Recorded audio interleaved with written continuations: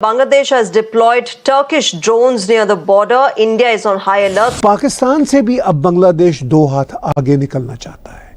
वहाँ के ऐसे इस्लामिस्ट ग्रुप्स जो दुनिया में बैन्स हैं, वो अब बांग्लादेश की इस वक्त की इंटरिम सरकार में बैठे हुए हैं। और ये ड्रोन्स यहां पे लाना मतलब अब हमें दो देशों से क्या आ रहे चैलेंज आ रहे हैं अपने इस एरिया को बचाने के लिए। तो what is the solution?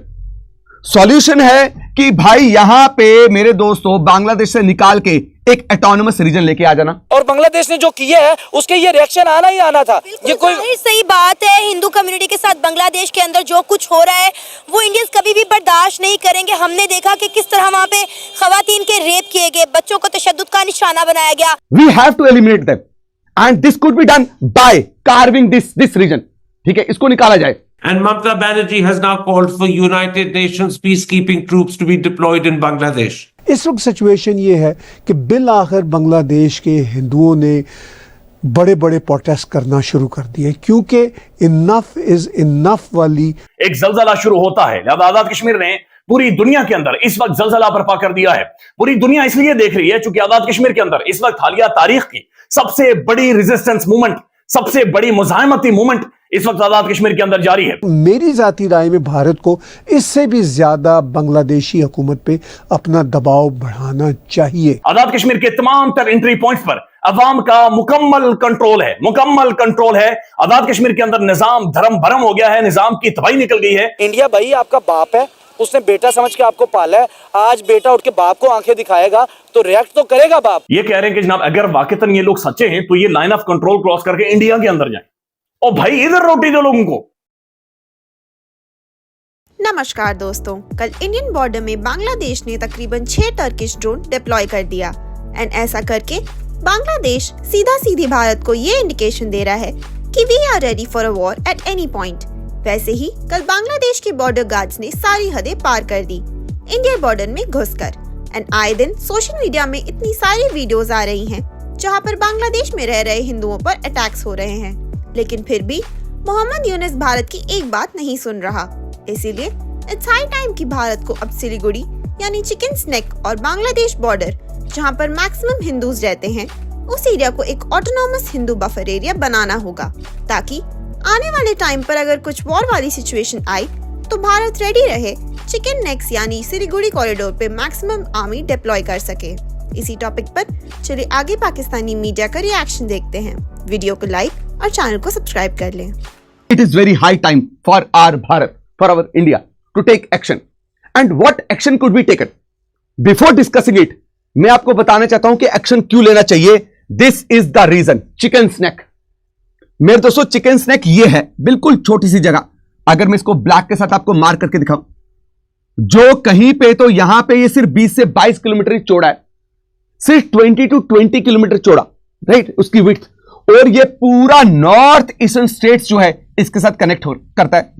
Chicken snack अगर आप देखेंगे मेरे दोस्तों तो आपको पता चलेगा चिकन स्नैक के साथ नेपाल वेस्ट में बॉर्डर कर रहा है, और अगर आप देखें भूटान भी बॉर्डर कर रहा है, और ये चाइना की सीमा भी देख लीजिए। बच्चा चाइना ने बार बार हमें इस चिकन स्नैक को लेकर बहुत परेशान किया है। यहां पे एक घाटी है जिसे बोलते हैं चुब्बी घाटी, जो चाइना और भूटान दोनों में फैली हुई है। आप उठा के देखिए कि चाइना ने यहां पे कितनी हैवी इन्वेस्टमेंट की हुई है, कितनी हैवी इन्वेस्टमेंट की हुई है।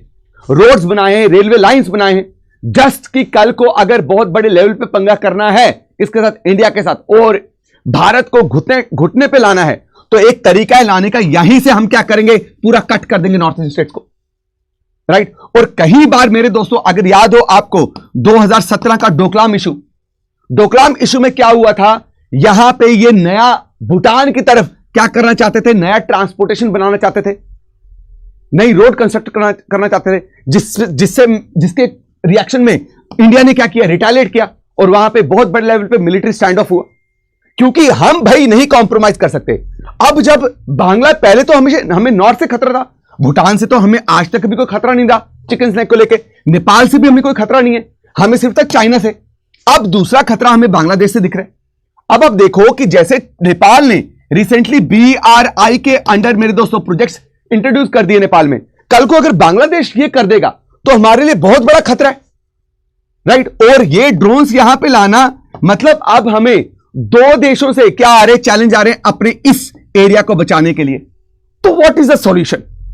सॉल्यूशन है कि भाई यहां पे मेरे दोस्तों बांग्लादेश से निकाल के एक ऑटोनोमस रीजन लेके आ जाना, एक ऑटोनोमस रीजन बना, इसको भारत में नहीं लेना। हमारा कोई मकसद नहीं है कि हम इसको भारत में लेके आए, भारत का हिस्सा बनाए, नहीं, बट हमें अपने इंटरेस्ट को देखना है। हमारा इंटरेस्ट बहुत बड़ा है, यहां पे हमारा इंटरेस्ट बहुत बड़ा है। हमें अपनी सॉवरेनिटी को मेंटेन करना है, हमें अपनी यूनिटी को मेंटेन करना है, इंटीग्रिटी को मेंटेन करना है। अब we have a solution. Solution क्या है कि आप बांग्लादेश से मेरे दोस्तों इस रीजन को क्या करवा दो, आप ऑटोनोमस बना दो, not in the control of India, एक ऑटोनोमस जोन बन जाए, ऑटोनोमस जोन बन जाए। और यहां पे फायदा क्या होगा, आप इस बात को समझिए। जो माइनॉरिटीज जो वल्नरेबिलिटी फेस करती है वहां पे, जो minorities they are you know the victim of what, persecution और एनी जो भी किसी भी तरीके की थ्रेट है, वो हम यहां पे उनके लिए सेफ हेवन प्रोवाइड कर सकते हैं। दूसरा, हमारा चिकन स्नैक जो है, क्या ये चिकन स्नैक पूरी तरीके से सिक्योर हो जाएगा अगर हम इस ऑटोनोमस रीजन को निकाल के आ जाते। It will be first safe haven for minorities, it will protect the interest of minorities, right. और अगर माइनॉरिटीज तो कौन है, maximum they are what, your Hindus majority में, तो they will be you know aligned with the interest of India the way Nepal and Bhutan is aligned. हमारा नेपाल और भूटान के साथ इतना प्रॉब्लम क्यों नहीं है कि हमारी आइडियोलॉजी जो है, हमारा इंटरेस्ट जो है बहुत ज्यादा अलाइंड है। तो हम क्यों ना कोई ऐसा एक रीजन क्रिएट कर दें जिससे हमारा चिकन स्नैक जो है वो चिकन स्नैक ना रहे, वो हिपोपोटामस स्नैक बन जाए इतना बड़ा, हमें टेंशन भी जाएगा। और मिनी पाकिस्तान जो ये रेडिकलाइज्ड हब बनता जा रहा है, राइट, उसको हम प्रिवेंट कर पाएंगे, बिकॉज बन रहा है। और बांग्लादेश ने जो किया है उसके ये रिएक्शन आना ही आना था। ये कोई सही बात है, हिंदू कम्युनिटी के साथ बांग्लादेश के अंदर जो कुछ हो रहा है वो इंडियंस कभी भी बर्दाश्त नहीं करेंगे। हमने देखा कि किस तरह वहाँ पे खवातीन के रेप किए गए, बच्चों को तशद्दुद का निशाना बनाया गया, हिंदुओं के घरों को जो है जला दिया गया, उनकी दुकानों को लूट लिया गया। कितने जो हिंदू थे वो अपनी जिंदगी को बचाने के लिए बॉर्डर पार करना चाह रहे थे, लेकिन वो बॉर्डर पार भी नहीं कर सके। अब कितने मंदिर ऐसे हैं जिनको जो है बांग्लादेश के अंदर डिमोलिश कर दिया गया है। जाहिर है आपको पता है कि हिंदू जो हैं उन्हें अपने मजहब से कितना लगाव है, कितनी मोहब्बत है, वो कभी भी ये बर्दाश्त नहीं करेंगे। क्योंकि आपको याद होगा कि जब बांग्लादेश जो था पाकिस्तान से अलग हुआ था, मशरिकी पाकिस्तान से बांग्लादेश बना था, तो इंडिया ने बांग्लादेश को बड़ी सपोर्ट की थी। आज बांग्लादेश जो कुछ है वो इंडिया की बदौलत है, लेकिन ये बांग्लादेश बात भूल चुका है। देखिए बात देखिए, चाहे मंदिर हो, चाहे मस्जिद हो, चाहे गिरजाघर हो, चाहे गुरुद्वारा हो, किसी की भी मजहबी चीज को नहीं छेड़ना चाहिए। हम इसमें ये नहीं हाईलाइट करते मंदिर नहीं, भाई मस्जिद भी उतनी हमारे लिए अजीज है, उतने हमारे लिए गिरजाघर भी अजीज है, उतने ही गुरुद्वारे हैं, उतने ही मंदिर हैं, क्योंकि वो आपके दिल के करीब है। भाई मेरी मस्जिद का कोई एक पत्ता तोड़ेगा मुझे नहीं अच्छा लगेगा, वो चाहे मुसलमान तोड़े चाहे हिंदू तोड़े। इसी तरह अगर हिंदू की अगर आप उसके मजहब के साथ अगर आप कुछ ना कुछ छेड़खानी कर रहे हैं, आप उनको डिमोलिश कर रहे हैं, आप तोड़ रहे हैं, तो वो कैसे बर्दाश्त करेंगे। ये सिंपल सी एक रिएक्शन है। मेरे मस्जिद में कोई हाथ डाले मैं उसका हाथ खींच लूंगा, क्यों भाई मेरी मस्जिद को तू तोड़ेगा। किसी के बाप का मुल्क है या किसी के ये बाप का मजहब है, भाई मैं मुसलमान हूँ, मेरे मजहब में कोई छेड़खानी करेगा मैं नहीं छोड़ूंगा उसको। तो इंडिया के साथ अगर कोई उनके मजहब के साथ छेड़खानी कर रहा है तो वो क्यों छोड़े उनको। बात ये है, हिंदू मुस्लिम सिख ईसाई सब अपनी अपनी जगह पे अपनी इबादत गाहों के अंदर सेफ होने चाहिए। इन्होंने बांग्लादेश वालों ने कहा भाई उन्होंने, मैं एक बात कहता हूँ, अक्सर हमें इंडियन मीडिया वालों को और यूट्यूबर ये सुनने को मिलता है कि मौलवी दहशतगर्द हैं, और भाई मौलवी दहशतगर्द नहीं है।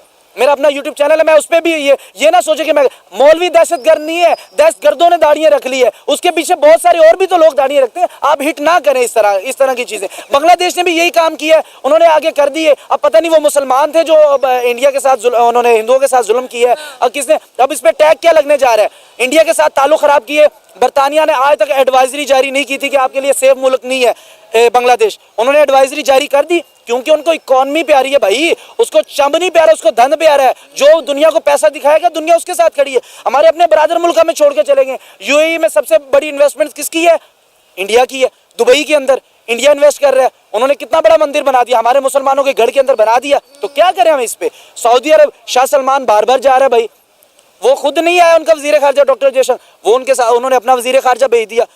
रूस में चले जाएं आप, वो इंडिया के साथ ताल्लुक बेहतर कर रहा है। हमारे पड़ोसी ईरान के साथ नहीं भाई हम ताल्लुक बेहतर कर पा रहे, वो इंडिया वहां से आके उनसे ताल्लुक बेहतर कर रहा है। अफगानिस्तान जो हमसे सीख के गया, हमसे खा के गया, सारा कुछ करके गया, चाहे हमें बाहर से फंड आता रहा, लेकिन हमारे मुल्क के अंदर रह के गया, वो हमारे साथ नहीं रहने को तैयार भाई।